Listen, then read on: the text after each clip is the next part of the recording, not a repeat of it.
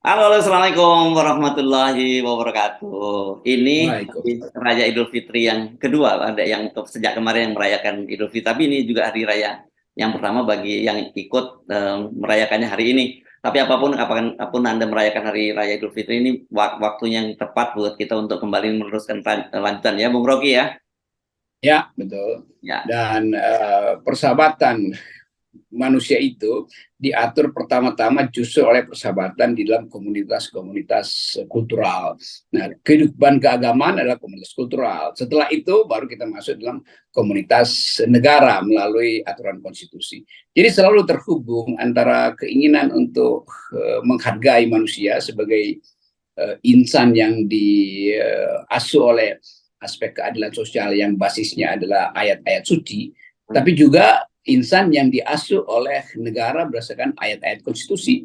Jadi kita mempraktekkan dua ayat sekaligus, ayat-ayat suci dan ya, ayat-ayat konstitusi itu. oke. Negara ini tentu bukan negara agama, tapi negara yang beragama artinya menghargai apa yang ada di dalam komunitas-komunitas yang sifatnya religius, tapi disetarakan dengan kesosialan manusia, yaitu berbagi, solidaritas, saling peduli.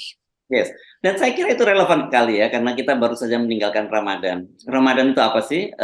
Intinya adalah bagaimana orang itu bisa berempati, gitu, merasakan penderitaan orang lain. Itu kan sebenarnya intinya ya. Ketika melalui dengan berlapar-lapar itu kita diminta kemudian untuk berbagi, karena tahu rasanya bagaimana menderita yang orang-orang yang lapar itu menderitanya. Dan itu yang saya kira sekarang terjadi di Indonesia itu justru kan sekarang terjadi sekali ketimpangan. Saya kira itu yang terjadi ketimpangan yang luar biasa sekali. Bagaimana yang miskin itu semakin miskin, semakin yang kaya, kelompok yang sangat kecil menjadi sangat kaya. Dan saya kira itu kewajiban. Nah, kalau apapun juga negara yang harus kita salahkan, karena bagaimanapun juga negara itu punya kewajiban secara konstitusi untuk memelihara anak-anak yatim dan fakir miskin, Bung Rofi. Iya, kalau kita lihat statistik fakir miskin, sekarang kira kurang lebih 120 juta Hmm. manusia Indonesia itu lah miskin. Kalau kita bilang ada kewajiban untuk berpuasa, loh setiap hari 120 juta orang ini udah berpuasa tuh, karena dia mampu menahan rasa lapar. Yang berbahaya adalah menganggap bahwa puasa itu sekedar menahan rasa lapar, yang sifatnya fisik, biologis. Ada nafsu lain, yaitu nafsu berkuasa, nafsu 3 periode, nafsu menunda pemilu. Itu kalau nggak ditahan, itu artinya gagal juga menjalankan ibadah Ramadan kan. Karena Ya. nafsu yang paling tinggi itu ada nafsu untuk menguasai orang lain. Dan Hmm. itu yang harusnya kita sadari. Kalau nahan rasa lapar, ya orang kalau gak ada makanan, ya dengan sendirinya dia harus tahan rasa lapar. Tetapi dalam politik, nafsu yang paling berbahaya adalah kebengisan kekuasaan. Dan itu bisa datang secara sangat dingin, tak terlihat, ada hegemoni di situ tuh, perlahan-lahan mengendalikan lawan politik. Itu juga membatalkan puasa sebetulnya. Jadi kita mesti anggap bahwa bulan puasa adalah satu upaya untuk merenungkan kembali potensi kita untuk berbuat jahat sebetulnya. Orang miskin nggak mungkin berbuat jahat karena makan aja dia nggak bisa. Justru elite yang berpuasa ini dia bisa berbuat jahat. Memamerkan kekayaan itu udah berbuat jahat karena Hmm. membuat orang lain makin lama makin merasa jauh dari peradaban. Seolah-olah kekayaan itu adalah standar peradaban. Ya, ya. Dan kalau toh tadi kata Anda orang miskin tidak berbuat jahat, kalau toh dia berbuat jahat, motivasinya itu hanya untuk sekedar memenuhi perutnya saja, mengganjal perutnya. Sementara banyak sekali orang-orang jahat, terutama karena koruptor, yang sekarang saya kira itu yang jadi soal serius bangsa kita ini, dia bukan karena lapar, tapi karena rakus. Ya, itu soalnya tuh. Jadi kelaparan menyebabkan orang berbuat kriminal, tapi kerakusan itu penyebab korupsi. Hmm. Dengan kata lain, korupsi itu adalah kriminal eh, yang didorong oleh keinginan untuk terus-menerus menimbun harta. Padahal ada orang yang bahkan nggak ada ketiadaan harta lah yang menyebabkan dia melakukan kriminal. Jadi ajaib orang yang kelebihan harta kok melakukan kriminal korupsi. Itu yang nggak masuk akal kita kan. Hmm. Artinya kerakusan itulah yang mendikte disparitas kita. Hmm. Kerakusanlah yang membuat kesejahteraan sosial itu berkurang. Nah, sialnya kerakusan itu di backup oleh kekuasaan. Yang Ya, kita sebut kerakusan terhadap sumber daya itu ya. menyebabkan pemain-pemain ekstraktif itu mengeksploitasi habis-habisan sumber daya kita. Dan yang balik ke hak rakyat untuk menahan lapar itu cuma 0,0 sekian persen tuh. Itu tanggung jawab siapa? Ya tanggung jawab negara.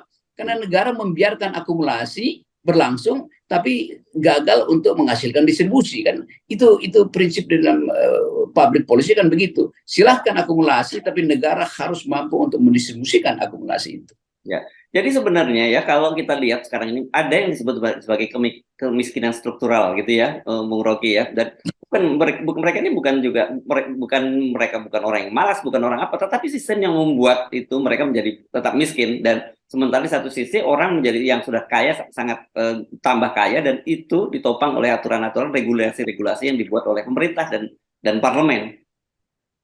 Bayangkan misalnya negara seperti Qatar itu buat kebijakan bahwa di level manapun kedudukan anak negeri Qatar itu, anak bangsa Qatar atau warga negara Qatar itu harus 3 kali lipat upahnya dibandingkan orang asing. Di kita terbalik tuh, orang asing justru 3 kali lipat kan. Jadi dari segi proteksi sosial, ya warga Qatar merasa walaupun sistemnya tidak demokratis, tapi dijamin keadilan sosial.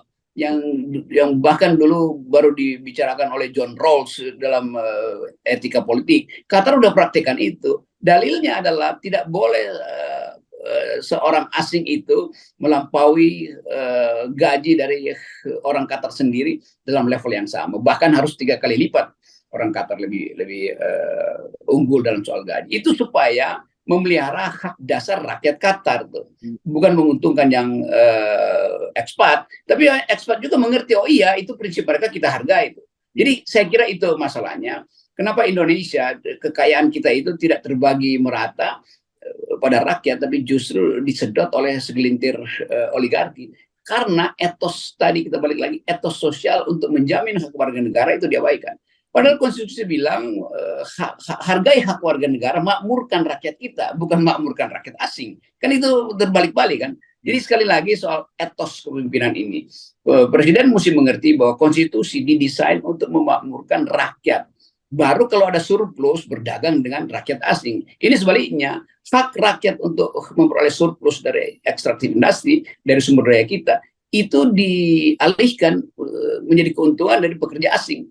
Di situ kita melanggar ide dasar konstitusi. Yes, oke. Tapi saya kira begini ya, kalau kita selalu bicara semacam itu gitu, selalu orang ngomong, oh oke, kenapa pemerintah yang selalu disalahkan? Kan selalu begitu, karena dan kemudian mereka menganggap, oh kan ada juga kalau kita ngomongin agama, itu kan agama itu mengajarkan bahwa Tuhan tidak akan mengubah nasib sebuah bangsa kalau kamu sendiri tidak mengubahnya, kan begitu. Ada juga yang saya sering dengar menyatakan begitu, ya karena kalian sendiri yang tidak mau berubah, jadi jangan cemburu dong dengan orang-orang kaya yang memang mereka bekerja keras untuk mendapatkan segala sesuatunya itu. Nggak ada orang kaya Indonesia yang bekerja keras karena daya juangnya sendiri. Tetap di backup oleh izin-izin khusus, oleh kedekatan dengan kekuasaan. Jadi itu asumsi yang keliru tuh. Lain kalau orang kaya Amerika, dia betul-betul dari awal dia fight aja tuh. Kita harus nebeng dengan kekuasaan, nebeng dengan ketua partai supaya dapat konsesi itu. Jadi terlihat bahwa sifat kayanya Indonesia itu yang dulu disebut sebagai ersat. Sesuatu yang palsu sebetulnya, ersat kapitalisme yang mungkin nempel pada kekuasaan. Jadi nggak ada hak untuk mendefinisikan bahwa ini karena kalian pemalas, bukan, karena akses kami tidak bisa kami peroleh secara setara. Itu yang menyebabkan kami rakyat menjadi miskin sebetulnya. Jadi setiap kali kita melihat seperti ini ya, adanya gini rasio yang makin timpang, ya tadi yang kemudian disparitas yang luar biasa tadi. Sebenarnya ujung-ujungnya kita bicara soal ke hulu lagi ya, Bung Rocky ya. Dan kalau ke hulu itu, ya hulu itu artinya di kekuasaan juga gitu. Betul, kalau kebijakan itu tidak diselenggarakan berdasarkan permintaan rakyat, itu pasti berdasarkan permintaan elit kan. Kan cuma itu kan, pengaruh kekuasaan terhadap modal hanya ditentukan oleh relasi dia dengan elit, pemodal, atau hak kedaulatan rakyat untuk menagih itu. Nah, menagih itu perlu kekuatan partai politik. Jadi semua partai politik diserap ke dalam kekuasaan, lalu nggak ada lagi yang bisa kasih kontrol kan. Jadi di situ bahayanya. Sehingga kita sekarang punya 120 juta orang miskin, dan sumber kemiskinan itu pertama adalah stunting, yang sekarang prevalensinya 24%, 22%. Artinya 1 dari 4 bayi yang lahir itu udah pasti kekurangan gizi, itu udah pasti itu.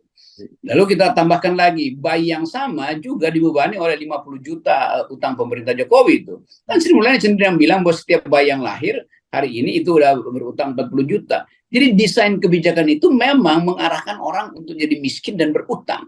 Nah, orang miskin dan berutang itu nggak mungkin punya pendidikan yang cukup.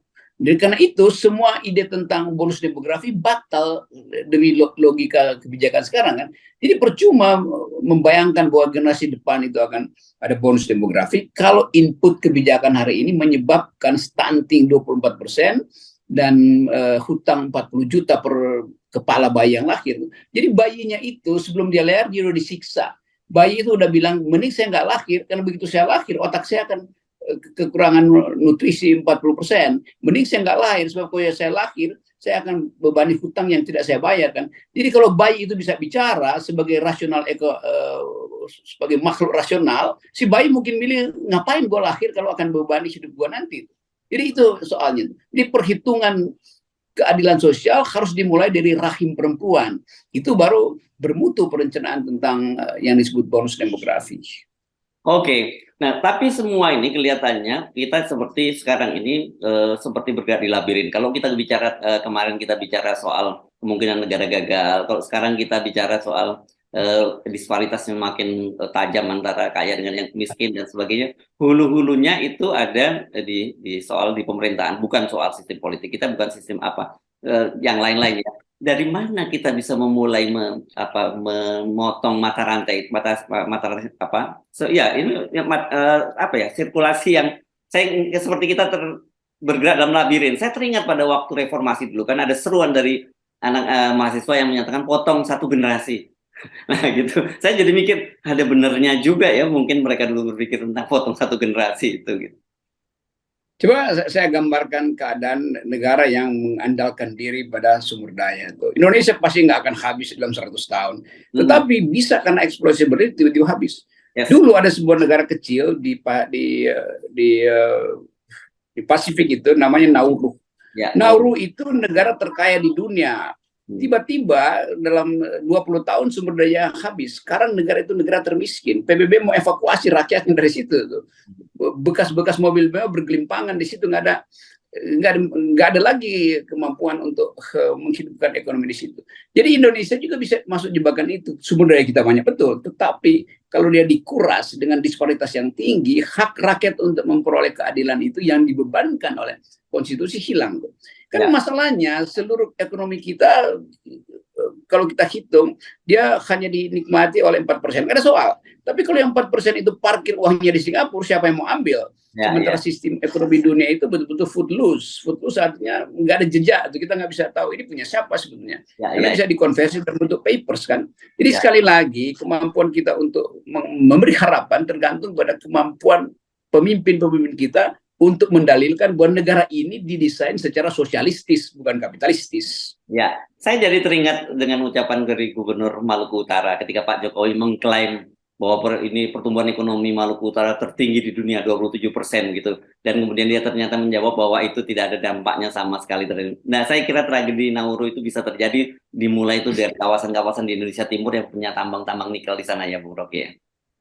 Iya, seluruh Indonesia Timur itu nikel, emas, mineral terbaik ada di situ. Tapi itu cuma ada 4 penguasa yang bolak-balik di situ, cuma 4 pengusaha karena kita tahu nama itu juga tuh. Jadi kalau disebut keadilan sosial bagi seluruh rakyat Indonesia itu cuma bagus didengar sebagai pidato presiden nanti itu. Dalam praktek politik dan praktek beradab itu adalah penipuan atau penghinaan terhadap hak rakyat untuk membayangkan masa depan. Paling nggak dia bisa membayangkan masa depannya atau masa depan cucu anak-anaknya tuh. Yes, oke. Kita bukan mau menakut-nakut, tapi kita mencoba mengajak untuk merenung di hari yang Idul Fitri, yang Fitri ini, dan mudah-mudahan nanti setelah Lebarannya ada energi baru untuk melihat bagaimana Indonesia itu kita bisa mewujudkan Indonesia yang lebih baik, yang seperti dimimpikan oleh para founding parent kita semua ya, Bung Rocky ya. Oke, selamat sekali lagi, selamat Hari Raya Idul Fitri. Oke, sekali lagi selalu ada fajar baru datang menerangi hati yang fitri. Semoga kita masih bisa bertahan. Oke. Tetap 0%. Selamat Idul Fitri. Waalaikumsalam warahmatullahi wabarakatuh. Assalamualaikum warahmatullahi wabarakatuh. Ya. Waalaikumsalam.